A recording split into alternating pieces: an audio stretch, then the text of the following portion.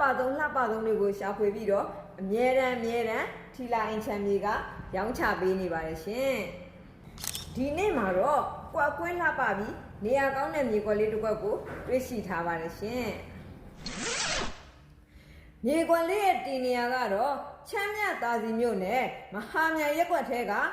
66မိန်းလမ်းမကြီးအတင်း42လမ်းမကြီးအနီးပေ40-60ကြံမြေရှေ့ဘက်လက်ဖြစ်ပါတယ်ရှင်ခေါ်ထားတဲ့ဈေးနှုန်းလေးကသိန်း9000လေးပဲခေါ်ထားပါတယ်ရှင်ဒီမြေကွက်လေးကလုပ်ငန်းရှင်ကြီးတွေအတွက်လမ်းမတင်လက်ဖြစ်တဲ့အဓိကမိန်းလမ်းမကြီးတွေရဲ့အနည်းဆုံးလမ်းမှာတည်ရှိတဲ့အတွက်ကြောင့်စီးပွားရေးလုပ်ရုံနေမကမိသားစုတိုက်ဝန်းနဲ့ပျော်ပျော်ရွှင်ရွှင်လည်းနေထိုင်လို့ရပါတယ်နော်ဒီလောက်ဆိုရင်တော့လုပ်ငန်းရှင်ကြီးတွေအတွက်ဘာလို့သေးလဲစိတ်ကူးပေါက်လို့ဝယ်ခြင်းနဲ့ဆိုရင်တော့ကျမတို့ထီလိုက်ချမ်းမြေကိုဆက်သွယ်လိုက်တော့နော်